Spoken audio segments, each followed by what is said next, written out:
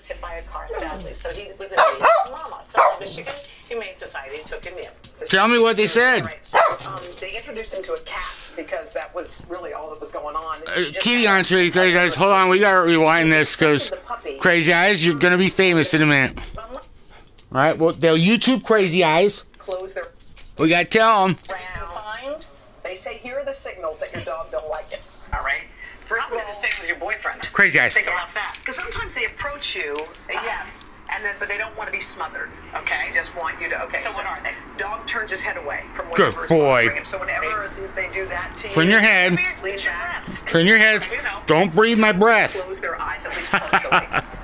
Other signals are you see the whites of their eyes, and which means the dog is stressed. Crazy eyes, you know, when they do what that. What if they snarl at you? Is that a sign? Okay. All right, or their ears will be lowered or slipped back against the side Well, of I the don't even want to know this information because I'd like to think that Crazy Eyes. because I am. Crazy Eyes. Well, it's psychology today. You know what I'm saying? All right, now we have to see this. Do the positive. What we've been told about. Here's the sweet story of the day. Okay, love you.